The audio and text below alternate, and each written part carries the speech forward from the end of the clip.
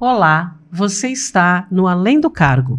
Aqui falamos de liderança que nasce fora das salas de reunião e vai muito além dos títulos. São histórias, vivências, reflexões sobre como liderar de forma consciente, autêntica e humana. Porque no fim, o cargo passa, mas o impacto fica. Eu sou Ana Bononi, sou psicóloga e sou consultora empresarial em saúde mental. E estou aqui com a minha sócia, Marilane Gonçalves, terapeuta integrativa e consultora empresarial. E estamos aqui para o nosso segundo encontro, nosso segundo podcast, e hoje com uma convidada muito especial nesse segundo episódio do Além do Cargo, que é a Samara de Freitas. Bem-vinda, Samara. Obrigada, Ana. Obrigada, Mari, pelo convite. Meu nome, então, é Samara de Freitas. Eu me enganei, botei Freitas? Sou especialista em consórcio, né, como você já sabe. E, atualmente, né, estava em cargo de liderança no núcleo de consultores, né? Então, estava como coordenadora do núcleo de consultores da Microempa. A Samara, eu conheci ela lá, né? Eu não sei se todo o pessoal que está nos assistindo, nos escutando, conhece, né? A Microempa é uma associação comercial, né? Dá para dizer, né, Samara? Uma associação comercial daqui de Caxias do Sul, de micro e pequenos empresários, né? Isso mesmo. E tem 15 núcleos setoriais, né? 15 núcleos setoriais, um desses núcleos é o núcleo de empreendedores. Núcleo de consultores, né? É que tem de empreendedor também, né? Mas é o núcleo de consultores. E foi ali que eu conheci a Samara e por isso que eu fiz esse convite, né? E a gente quer explorar bastante a Samara, né? Tu gostaria de perguntar alguma coisa para ela? Como que foi ser líder de líderes, né? Porque lá tu era líder dos consultores, né? Perfeito. Então, é primeiro um desafio, né? Porque, como o nome já diz, do núcleo de consultores, todo mundo tem uma alta inteligência, né? E automaticamente poder, sabe, muito bem da sua profissão, é especialista na sua área. Então, realmente tem um intelecto muito alto, né? Então, é muito difícil lidar com pessoas que a gente sabe que tem um intelecto muito avançado, como são os consultores, né? Porque a gente tem especialistas de várias áreas. Mas, além disso, eu acho que é realmente a gente entender o nosso papel de líder, que é realmente deixar a outra pessoa se sobressair, né? Então, fazer com que ela consiga colocar o melhor dela dentro daquele grupo, né? Então, realmente, tem dificuldade, mas também é muito gratificante, porque quando a gente vê a evolução da equipe, né, das pessoas, então vai se tornando muito gratificante. E você começou ali ser a líder, né, do núcleo de consultores não foi necessariamente uma escolha, né? Você teve que assumir, né? Na verdade, assim, no primeiro ano, que foi em 24, eu cheguei no núcleo como vice-coordenadora. E aí, na metade do caminho, ali por meados de maio, mais ou menos, maio, junho, a coordenadora, ela saiu. Então, eu não tive escolha, eu tive que assumir esta liderança. E aí foi um processo também de aprendizado, porque são muitas pessoas diferentes, mas são pessoas. Então, a gente tem que aprender, a gente sabe lidar com pessoas. Então, a gente tenta colocar o nosso jeito, a nossa forma de pensar para essas pessoas. Que não é fácil, porque muitas vezes aquilo que a gente está falando, o outro não concorda, né? O outro acha que pode ser melhor da forma com que ele pensa. Então, a gente tentar colocar a nossa forma dentro do grupo. E eu acho que também me preparou um pouco ser líder de líderes, porque eu já fui líderes de outras equipes. E aí, então, isso faz com que a gente tenha uma maturidade, né, de liderança. Então, isso também faz com que a gente melhore como líder. Porque o liderado, quando ele está como liderado de uma forma, né, ele normalmente tem essa situação de que muitas vezes o líder é um inimigo dele. E não é isso, né? O liderado às vezes pensa que ele quer o mal dele porque ele está tentando colocar ele num caminho né, mais correto ou de uma forma um pouquinho mais abrupta, né, muitas vezes. Mas quando a gente é líder, a gente tem que ter essa consciência de como a gente foi um liderado, então a gente colocar também as nossas experiências e conseguir colocar a melhor forma com que a gente gostaria de ter sido tratado. Então eu acho que essa é uma grande experiência que a gente carrega de outras situações, né? E, assim, em relação a essa experiência, né? O que tu considera, assim, não sei se mais fácil, mas qual foi o maior aprendizado, assim, ser líder de líderes ou ser líder de liderados, né? De equipes, né? Digamos assim. Na verdade, eu acho que o melhor foi ser líder de líderes. Porque realmente aí tu enxerga a tua capacidade de liderança. Que legal isso. Então isso eu acho que é um aprendizado fantástico, né? Dessa situação em específica. Que eu consegui olhar para mim e dizer assim, nossa, olha a minha evolução, né? Então, de líderes de equipe, de vendas e tudo mais, para líderes de líderes. Então isso fez com que eu ficasse muito satisfeita e grata pela oportunidade, né? E pelo todo aprendizado que eu tive durante esse período de 1 ano e meio, quase 2, dentro do núcleo de consultores. E ela colocou uma coisa... Desculpa te interromper. Pode falar. Mas ela colocou uma coisa bem interessante, assim, que foi a questão de que muitas vezes os liderados, né?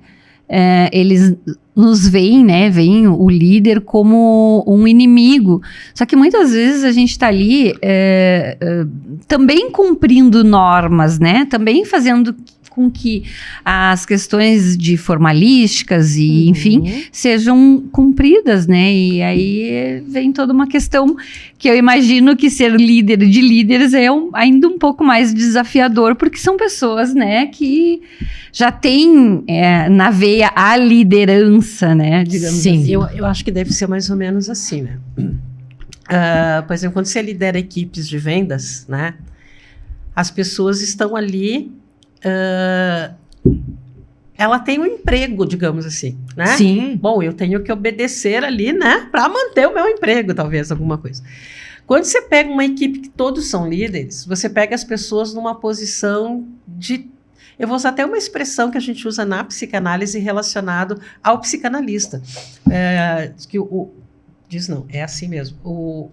A pessoa que vai lá para ser atendida, ela coloca o analista, eu acredito que o psicólogo também, no lugar de sujeito suposto saber, né? Aquela pessoa que sabe algo de mim que eu não sei, né? Na verdade, não é verdade, a gente não sabe nada, a gente está ali para ajudar você a descobrir o que você sabe sobre você. Tá certo. Né? E ali você recebeu várias pessoas que estão nesse lugar de sujeito suposto saber, né? Eu sei, eu lidero. Tu entra como consultor numa empresa. O que a empresa espera de ti? A empresa espera que tu traga algo que eles não sabem, né? E aí essas pessoas chegam nessa posição ali, né? E aí elas têm que lidar com alguém ali que está sendo, inclusive, esse intermediário entre a associação, que é a Microempa, e entre as núcleo, empresas ou entre os núcleos. Entre as empresas e tudo mais. E aí eu fiz até uma anotação aqui, Sami, que é assim, ó, você falou assim, ó, como gostaria de ser tratado, né? E, gente, não tem como. Lá vem aqui a psicanálise, psicanalista que habita em mim. Não tem como você não colocar a pessoa que te lidera no lugar de pai. Como não colocar no lugar do pai. Né? No lugar dessa primeira autoridade que a gente tem, tá? Gente, lembrando sempre, como eu falei lá no primeiro episódio, quando eu falo pai, quando eu falo mãe, eu estou falando de função, eu não estou falando de gênero, eu não estou falando do lugar da pessoa numa família, porque muitas vezes pode não ser nem um familiar, pode ser até o cuidador de uma casa de acolhimento, né? Mas essa pessoa primordial que exerceu esse papel de liderança, que te colocou no lugar de eu preciso respeitar, eu preciso aprender com ele, né? E muitas vezes até eu preciso sobreviver, né? Porque é nesse lugar que a criança está colocada, né? Eu vou olhar o que agrada aos meus cuidadores, porque eles são os meus primeiros líderes, né? Então você chega ali num lugar onde as pessoas têm que fazer esse exercício de te colocar nesse lugar, né? E, Sami, eu quero te fazer... Não sei se você quer comentar alguma coisa sobre isso. Não. Não? Então tá bom. Eu quero te fazer uma outra pergunta. Deve ser um aprendizado enorme, porque ser um coordenador de núcleo numa associação como essa, não é só você ir na nossa reunião quinzenal, né? Porque era quinzenal. É compromisso atrás de compromisso, né? E com outros líderes ainda, né? Sim. Que não aquele lá. Quantos aprendizados você trouxe para a tua vida, Dani? Olha, na verdade, eu acho que é muitos aprendizados, né? Às vezes a gente não vai nem conseguir mensurar, porque às vezes fica tão lá dentro esse aprendizado que a gente não vai conseguir medir, mensurar esse tanto de aprendizado, né? Mas eu acho que essa convivência com líderes, a gente vai se transformando em líderes melhores. Porque até a gente falava ali, né? Em relação ao núcleo, de ser várias pessoas, porque não são pessoas que estão ali para um trabalho de fato, né? Estão ali porque querem evoluir, porque querem atingir novos clientes, e assim por diante, né? Então, assim, mas funciona como uma empresa. Por quê? Porque as pessoas não engajam, porque as pessoas não vão, assim como o nosso trabalho. Então, a gente tem que... Muitas vezes, o trabalho do líder, do coordenador, é de fato pegar na mão daquela pessoa que não tá indo ou que não tá engajando e automaticamente tu colocar ela pro centro do negócio, né? Então, esse papel é bastante cansativo, porque tu tem que prestar atenção não só na tua reunião, mas no entorno. E muitas vezes eu errei, Ana. Eu tive pessoas que passaram pelo núcleo que foi um baita aprendizado, porque eu não percebi que a pessoa não estava confortável naquele ambiente. E aí eu parei para questionar se eu estava sendo uma boa líder. Entendeu? Por quê? Porque realmente aquela pessoa não estava achando que ela merecia ou que ela poderia estar dentro daquele lugar, daquele ambiente. Então, muitas vezes, o papel do líder, do coordenador, é enxergar esse entorno. A reunião é um ponto para a gente liderar, para a gente falar sobre pautas, para a gente, de fato, coordenar a reunião. Mas o entorno disso se transforma em muito mais. Porque a gente tem que fazer um acolhimento. Porque muitas vezes a gente não sabe o que a pessoa está passando e o que ela está fazendo para ela estar ali, né? Então eu acho que isso também me traz um olhar para dentro do meu próprio negócio, de quando a gente tem um funcionário, também ter essa mesma cuidado e percepção, que muitas vezes hoje dentro das empresas a gente não tem esse cuidado e não tem essa percepção da liderança. Então, pode falar. Não, eu considero isso muito legal que tu colocou, porque realmente, né, a importância de tu enxergar o outro, né, de tu de ter isso, e a liderança, né, é ter esse olhar, né, e por isso que é importante, eu considero, e a gente já conversou outras vezes sobre o feedback, né, porque e muitas vezes a gente percebe que o feedback é para chamar atenção, mas não, ele é muito produtivo e muito importante fazer esses feedbacks, porque é justamente isso que tu colocou, tu saber como que aquela pessoa está se sentindo, e a pessoa também saber, assim, o que esperam de mim, qual que são as expectativas, né? E no que eu posso... Que o feedback ele pode ser uma via de mão dupla, né? Exatamente. Então, que a pessoa também possa se abrir sobre isso. E uma coisa que eu acho importante para um líder, nisso que a Samara falou, é que você pode fazer essa autoanálise de dizer, talvez aqui eu possa melhorar. Talvez aqui eu possa desenvolver alguma habilidade que até o momento eu não tenho para poder acolher melhor os liderados.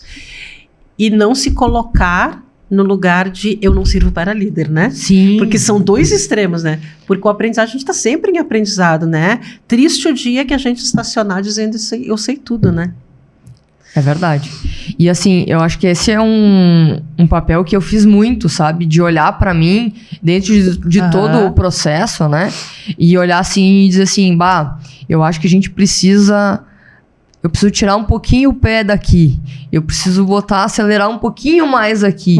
Então eu consegui, nas minhas... intercalas da reunião, né, fazer essa autoanálise, né, porque realmente de um estado que eu peguei o núcleo, digamos assim, num momento bem conturbado, né, que a gente teve algumas brigas, algumas discussões, pessoas saindo, se transformou num ambiente que não era nada acolhedor. E aí tu tem que transformar esse ambiente nada acolhedor em um ambiente que realmente acolhia as pessoas. E que a gente conseguisse unir mais as pessoas. E hoje, depois desse período, a gente conseguiu, a gente tem esse êxito de estar mais unido, de olhar um pouquinho mais para o outro, de ter uma proximidade, de conhecer um pouco mais o seu colega, muitas vezes no seu íntimo, de saber o que está acontecendo, ou se é casado, se é solteiro, porque muitas vezes a gente nem dá tempo, né? Porque a nossa vida é tão corrida que a gente nem para perguntar, muitas vezes, para alguém algo sobre a sua própria vida, né? Sim, e é o papel do líder, né? Gerenciar esses conflitos e tornar, né, os ambientes mais prazerosos, né, de trabalho. E sabe que eu posso falar enquanto uma pessoa que foi liderada pela Samara, né? Tanto, bom, eu passei o ano inteiro chamando ela de grande líder, né? Grande líder, né? Porque ela realmente é uma grande líder. E eu acho interessante, assim como a Samara falou, né, e eu adoro o núcleo, tá? Eu adoro, assim, o núcleo de consultores, para mim, assim, é um dos lugares que eu mais amo estar. E isso vem da onde? Não vem só da tua predisposição, né? Vem, como a Samara disse, do acolhimento que você recebe por estar ali. Eu entrei no núcleo em novembro do ano passado. Em 10 dias eu estava me sentindo como se fizesse 10 anos que eu estava lá dentro, né? Super integrada com todo mundo, né? Porque isso é a cultura. Gente, é muito legal a gente pensar isso como a gente fala nas nossas reuniões. Isso aqui é uma empresa, né? E a nossa cultura é essa. A cultura da nossa empresa Núcleo de Consultores é essa, né? E a gente se sente muito bem. E aí eu quero pegar tudo isso que a Samara falou e trazer para o contexto do trabalho dela, né? Como que você vê assim, né? Eu acompanhei a Samara durante esse ano que eu tô ali, né? E ela sempre com aquele problema da contratação, né? Da manutenção da pessoa nessa função. E isso eu vi acontecer dentro do núcleo também. Né?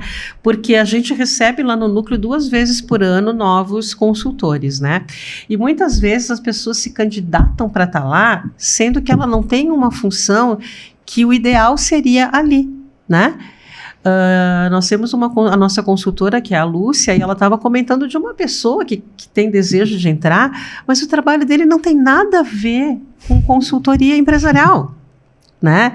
Por que será que essa pessoa quer estar no nosso núcleo, né? E a gente precisar começar, não acertar todo mundo, é como exatamente o processo de contratação numa empresa, né? Exato. Quais são os critérios que tu vai fazer para contratar alguém? Essa pessoa pode ser ótima no que ela faz, mas não para aquela função que ela está se candidatando, né?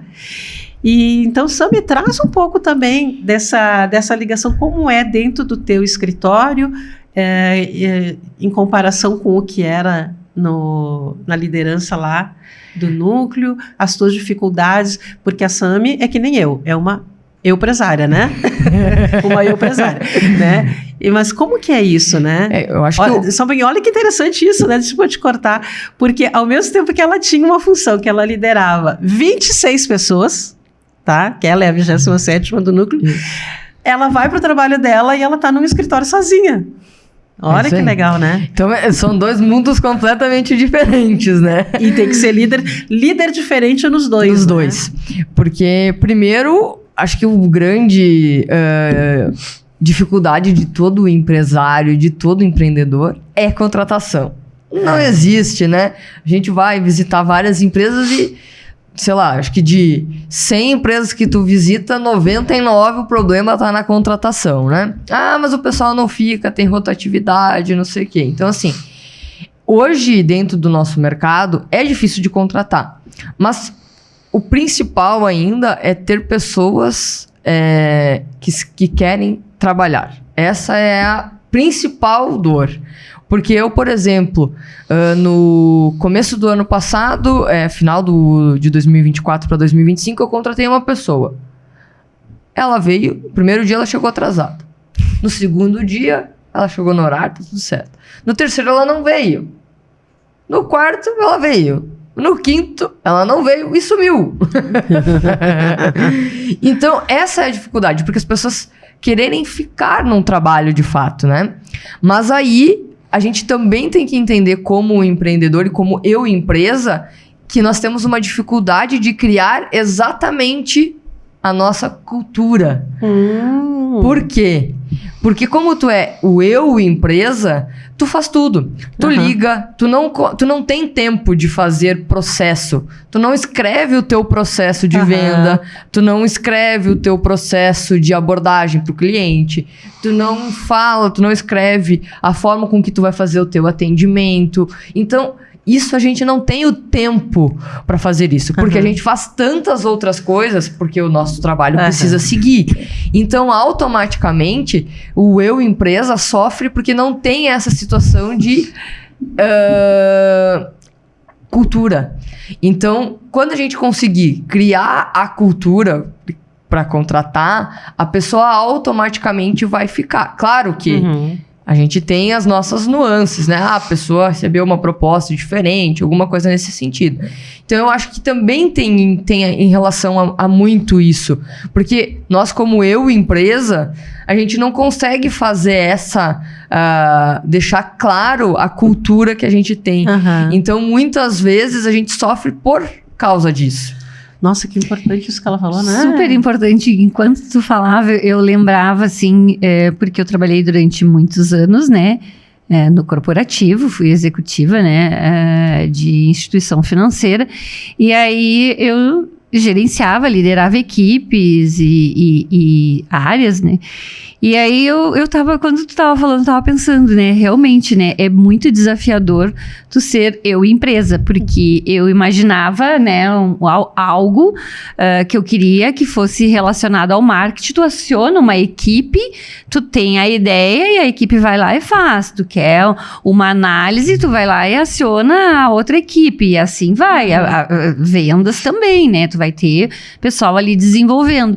E quando tu é eu, empresa, né, tu tem que pensar no marketing, tu tem que pensar no processo, na cultura, que é muito importante essa questão do processo. Então, realmente, né, o eu, empresa e a liderança, né, que a gente se autoliderar é desafiador, né, mas é muito importante. E só para não perder ali tu falava assim da contratação e do lugar que a pessoa está. E aí eu estava pensando aqui como é importante a gente ter essa liderança e conhecer, e até para não queimar, porque muitas vezes o que acontece, eu já presenciei isso em empresas que eu trabalhei ou que eu, né, fiz consultoria. Tu tem uma pessoa lá muito boa, ela assim, faz tudo e tá sempre ali ajudando, fazendo, e aí muitas vezes para compensar ou, né, então para reconhecer, tu dá um cargo de coordenador ou de liderança, ou tu promove essa pessoa a uma outra função. E muitas vezes a pessoa se perde nisso, e aí tu perde duas pessoas, né? Porque tu perdeu o técnico naquilo que ele era muito bom, e aí tu também, né, perde a pessoa que não consegue ter essa liderança. Porque o domínio da técnica não significa que você tenha capacidades de liderança desenvolvidas. Até porque no momento que você está na liderança, não é tanto o fazer, nessa condição que você está colocando, não é tanto o fazer, mas como que eu consigo delegar, como eu consigo inspirar. Isso né? aí. E muitas pessoas, às vezes, é a questão de eu não quero delegar. Lembra no primeiro episódio, a gente trouxe um caso assim, né? De uma empresa em que o fundador da empresa era o comercial e a empresa chegou num momento que ele tinha que largar essa função e ele não queria. Mas exatamente o que eu ia falar pra vocês agora. Ontem eu tive numa empresa e aí a gente tava falando sobre isso, porque na verdade a pessoa que, por exemplo, vamos dar um exemplo, né, da consultoria, né? Ela faz a consultoria, mas ela não é especialista daqui a pouco em administrar. Daqui a pouco tu é especialista em psicologia, mas tu não é especialista em vendas. E daí como é que tu vende o teu produto? Então, automaticamente, a pessoa, a empresa nasceu da especialidade da pessoa. Então, automaticamente, ela conseguir passar isso adiante é muito mais difícil. E ela também se liberar automaticamente das vias que ela precisa de fato para a empresa crescer. Porque para a empresa crescer, ela precisa sair do operacional e ir para o estratégico. Porque não tem como tu crescer a tua empresa só na operação, né? Não vai crescer. Então, tu vai ter que automaticamente ir pro lado estratégico. E aí, vocês falaram da contratação, da dificuldade. E a gente contratou uma pessoa maravilhosa no começo do ano. Aí, ela ficou por alguns meses com nós e teve uma oportunidade de carreira que ela tinha escolhido e ela acabou seguindo, mas ela conseguiu entender a cultura porque ela era muito parecida, e isso acho que é um aprendizado também dentro do nosso negócio, que a gente precisa contratar pessoas que têm os mesmos valores, os mesmos princípios e são parecidas na forma de pensar e de agir, porque senão também não vai dar certo. Então, quando tu faz uma contratação que a pessoa tem os mesmos princípios e valores que tu, automaticamente vai dar certo. Então, isso também se torna uma forma de tu entender o que tu é para a pessoa que tu vai contratar, né? E aí tu conseguir também liderar de uma forma muito mais leve, né? Então, essa é uma... E as pessoas confundem controle com liderança. Com certeza. Com certeza. Porque a gente vê que são pessoas que muitas vezes, né, são controladoras e não líderes, porque é totalmente diferente, né? Uma coisa é o medo que tu instaura na tua equipe, outra coisa é o respeito e a inspiração, né? Eu até quero voltar um pouquinho, né, sobre aquilo que a Samara falou, que é muito a ver com o nome aqui, né, do nosso liderança começa em si, né? O quanto ela precisou durante todo esse processo se auto-observar, seja na sua empresa, seja no núcleo, né? Bom, gurias, eu acho que a gente está chegando quase no final e eu quero fazer mais uma pergunta para a Sami. Samara, como é deixar de ser líder dos líderes, que agora ela passou a faixa, né? Passou a faixa pro Dani, né? E agora ela sai desse lugar, que é um lugar de visibilidade, é um lugar de aprendizado, é um lugar de autoridade, e ela passa a ser liderada novamente. Como é isso? Como tem sido? Na verdade, eu ainda não sei. Porque a gente ainda não teve nenhuma reunião ainda. E eu acho que vai ser muito diferente, né? A primeira, segunda reunião, bem provavelmente, vai ser muito diferente. Porque a gente já não vai estar mais na evidência, né? Automaticamente, a gente não vai pensar na pauta, não vai fazer as articulações que a gente precisa fazer para acontecer a reunião. Eu estou um pouco apreensiva, porque uma vez líder, sempre líder, né? Daqui a pouco, né? Mas aqui de uma forma diferente. Eu acho que ser liderada, eu já passei por esse papel várias vezes, né? E eu acho que realmente vai me dar um pouco mais de tranquilidade, de calma, não ficar tão ansiosa para as coisas acontecerem, né? Então, assim, é esse minha projeção, pelo menos, até porque ela fez uma escolha de não estar, né? Como eu falei no início aqui do programa, por nós ela teria continuado, né? A cada 2 anos que troca a coordenação, né? Isso. troca, quer dizer... Se a né? pessoa... Ou a pessoa continua, né? E ela fez a escolha de sair para poder focar justamente em liderar o negócio dela, né? Isso mesmo. Então, essa foi uma escolha um tanto difícil, né? Porque automaticamente a gente tem um poder dentro da Microempa, dentro da visibilidade que o nome, né, a coordenação te traz. Porém, o meu coração até queria ficar, né, como líder, como coordenadora.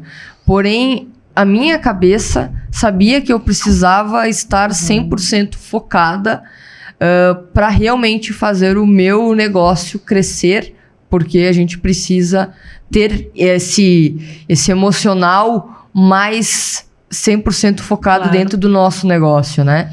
Então, realmente, essa foi uma escolha. Não foi uma escolha fácil, porque assim, diversas vezes em casa a gente vai conversando.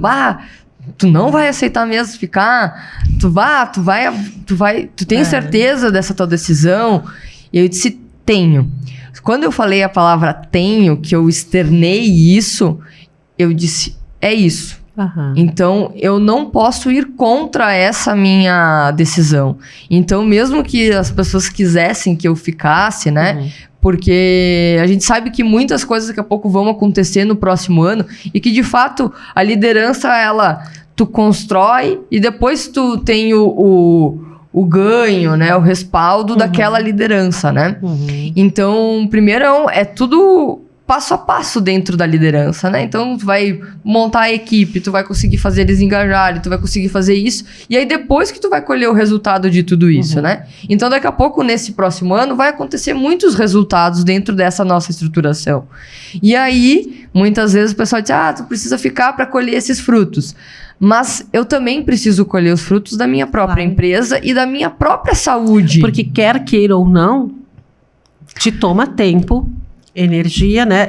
Porque não é só, como eu disse antes, não é só ir lá a cada 15 dias.